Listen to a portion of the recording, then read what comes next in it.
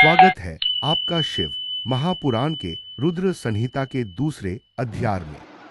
नमस्कार दोस्तों।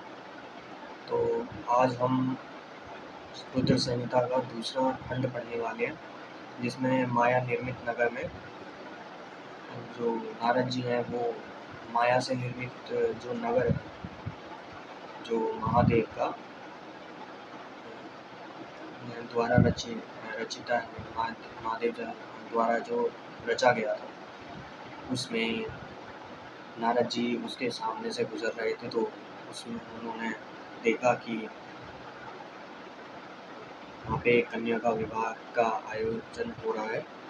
तो उस अध्याय का नाम है माया निर्मित नगर में शील निधि की कन्या पर मोहित हुए नारद जी का भगवान विष्णु से उनका रूप मांगना तथा भगवान का अपने रूप के साथ उन्हें वानर सा मुंह देना, कन्या का भगवान को वरण करना और कुपित हुए नारद को शिव गणों को श्राप देना। तो इस अध्याय में इसी अध्याय के मतलब नाम में ही सब कुछ बताया गया, एक तरीके से इसमें पूरी कथा बताई गई है। तो सूत जी कहते हैं, महर्षियों, जब नारद मुनि इच्छा अनुसार वहाँ से चले गए, तब भगवान शिव की इच्छा से मायावी शारद हरि ने तत्काल अपनी माया प्रकट की। उन्होंने मुनि के मार्ग में एक विशाल नगरी की रचना की, जैसा कि बताया कि शील निधि की कन्या उस राज्य के राजा जो थे शील निधि थे, जिसका विस्तार 100 योजन था। वह अद्भुत नगर बड़ा ही मनोहर था। भगवान ने उसे अपने वैकुंठ लोक से भी अधिक रमणीय बनाया। नाना प्रकार की वहाँ वस्तुएं और उस नगर की शोभा बढ़ाती थी। वहाँ स्त्रियों और पुरुषों के लिए बहुत से विहार स्थल थे। वह श्रेष्ठ नगर चारों वर्णों के लोगों से भरा हुआ था। वहाँ शील निधि नामक ऐश्वर्यशाली राजा राज्य करते थे, जैसा कि मैंने आपको बताया। वे अपनी पुत्री का स्वयंवर करने के लिए उद्यत थे। उद्यत मतलब उत्तेजित होना। अंत उन्होंने महान उत्सव का आयोजन किया। उनकी कन्या का वर्ण करने के लिए उत्सुक हो चारों दिशाओं से बहुत से राजकुमार पधारे, जो नाना प्रकार के वेशभूषा तथा सुंदर शोभा से प्रकाशित हो रहे थे। वहाँ पे जो राजा थे शीलनिधि, वो अपने राज्य में अपनी कन्या का जो विवाह आयोजित कर रहे थे, उसमें सभी प्रकार के राजा महाराजा पधारे। पहले क्या हुआ करता था कि कन्या अपने वर का चयन करती थी, फिर कुछ समय बाद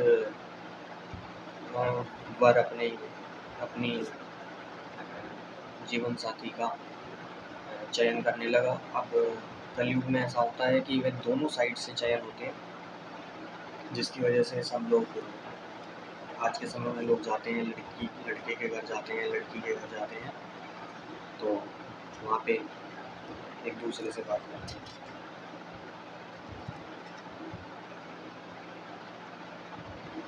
उन राजकुमारों में वह नगर भरा पूरा दिखाई दे रहा था। ऐसा सुंदर नगर जो देख नारद जी मोहित हो गए।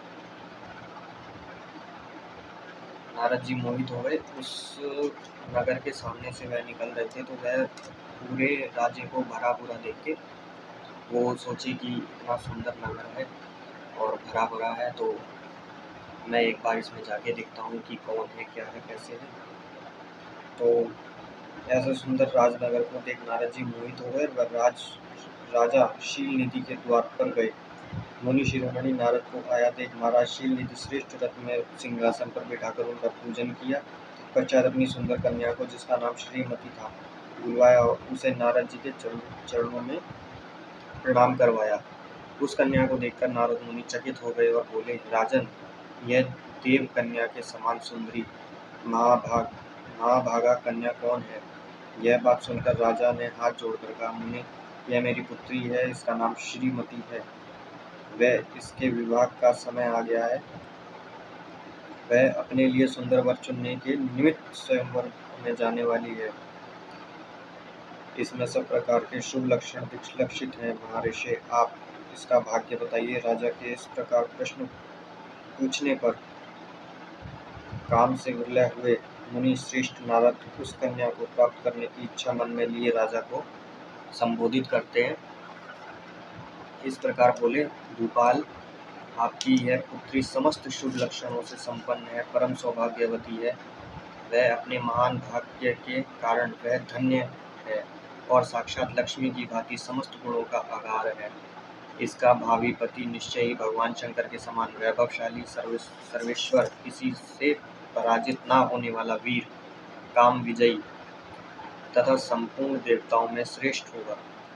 ऐसा कहकर राजा से विदा ले इच्छा अनुसार चलने लगे। विचार करने लगे। नारद मुनि वहां से चल दिए। वे काम में वशीभूत हो गए। शिव की माया से उन्होंने विशेष मोह में डाल दिया। वे मुनि मन ही मन सोचने लगे कि मैं इस राजकुमारी को कैसे प्राप्त करूं। इस समय नारद जी जो है वो मोह से लिप्त हो गए हैं, जो भगवान शंकर की माया से लिप्त हैं। स्वयंवर में आए हुए नरेशों में से सबको छोड़कर एकमात्र मेरा ही वर्ण करे, ऐसा कैसे संभव हो सकता है। समस्त नारियों में सौंदर्य सर्वथा प्रिय होती है। सौंदर्य को देखकर ही वह प्रसन्नता पूर्वक मेरे अधीन हो सकती है, इसमें संशय नहीं। ऐसा विचार करके काम से विरले होकर हुए मुनिवर नारद भगवान विष्णु का रूप ग्रहण करने के लिए तत्काल उनके लोक में गए। वहाँ भगवान विष्णु को प्रणाम करके वे इस प्रकार बोले, भगवान, मैं एकांत में आपसे अपना सारा वृत्तांत कहूँगा। तब बहुत अच्छा कहकर श्री लक्ष्मीपति हरि नारद जी के साथ एकांत में जा बैठे और बोले, मुनि, आप अपनी बात कहिए। तो नारद जी भगवान विष्णु के पास जा चुके हैं और वे उनसे उनका रूप लेने के लिए आग्रह करेंगे। तब नारद जी कहते हैं कि भगवान, आपके भक्त जो राजा शील निधि हैं, वे सदा धर्म पालन में तत्पर रहते हैं। उनकी एक विशाल आलोचना कन्या है जो बहुत ही सुंदरी है। उसका नाम श्रीमती है। विश्व मोहिनी के रूप में विख्यात है और तीनों लोगों में सबसे अधिक सुंदरी है। प्रभु, आज मैं शीघ्र ही उस कन्या से विवाह करना चाहता हूँ। राजा शील निधि ने अपनी पुत्री की इच्छा से स्वयंवर रचाया है, इसलिए चारों दिशाओं से वहाँ सहस्त्रों राजकुमार पधारे हैं। नाथ, मैं आपका प्रिय सेवक हूँ। अंत आप मुझे अपना स्वरूप दे दीजिए, जिससे राजकुमारी श्रीमती निश्चय ही मुझे वर ले। तो नारद जी जो है उनको अपनी भगवान विष्णु से उनका रूप लेना चाहते हैं। सूत जी कहते हैं, महर्षियों, नारद मुनि की ऐसी बात सुनकर भगवान मधुसूदन हंस पड़े और भगवान शंकर के प्रभाव का अनुभव करते हुए दयालु प्रभु ने उन्हें इस प्रकार उत्तर दिया, मुने, तुम अपने अभिष्ट स्थान को जाओ। मैं उसी तरह तुम्हारा हित साधन करूंगा जैसे श्रेष्ठ वैद्य अत्यंत पीड़ित रोगी का करता है, क्योंकि तुम मुझे विशेष प्रिय हो। ऐसा कहकर भगवान विष्णु ने नारद मुनि का मुख तो वानर का दे दिया और शीश अंगों में अपना जैसा स्वरूप देकर वे वहां से अंतर्ध्यान हो गए। भगवान की पूर्वोक्त बात सुनकर उनका मनोहर रूप प्राप्त हो गया समझकर नारद मुनि को बड़ा हर्ष हुआ। वे अपने को कृत्य मानने लगे। भगवान ने क्या प्रत्यय किया है, इसको वे समझ ना सके। तदंतर मुनि श्रेष्ठ नारद शीघ्र ही उस स्थान पर जा पहुंचे। राजा शील निधि राजकुमारों से भरी स्वयंवर सभा का आयोजन किया था। राजपुत्रों से घिरी हुई वह दिव्य स्वयंवर सभा दूसरी इंद्र सभा के समान अत्यंत शोभा पा रही थी।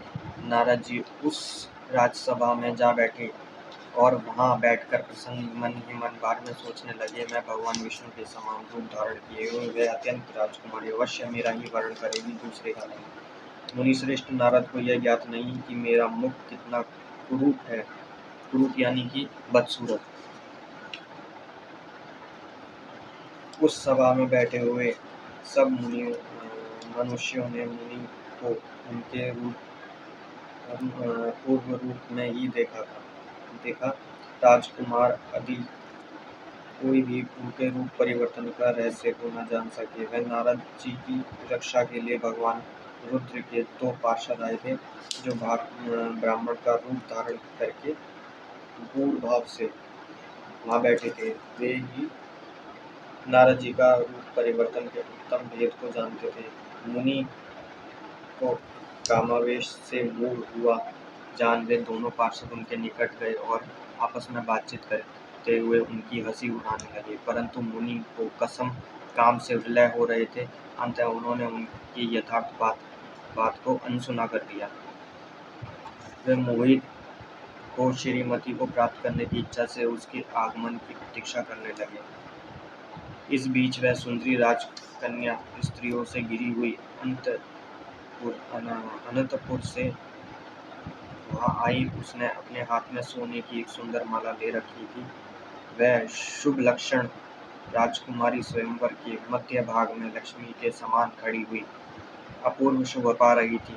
उत्तम व्रत का पालन करने वाली यह भूप कन्या माला हाथ में लेकर अपने मन के अनुरूप वर का अन्वेषण यानी कि चयन यानी कि चुनना हुई सारी सभा में भ्रमण करने लगी।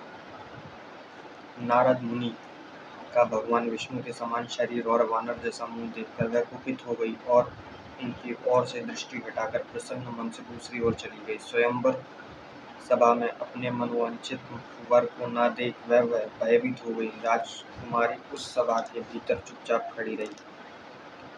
उसने किसी के गले में जयमाला नहीं डाली। इतने में ही राजा के समान वेशभूषा धारण किए भगवान विष्णु वहां आ पहुंचे।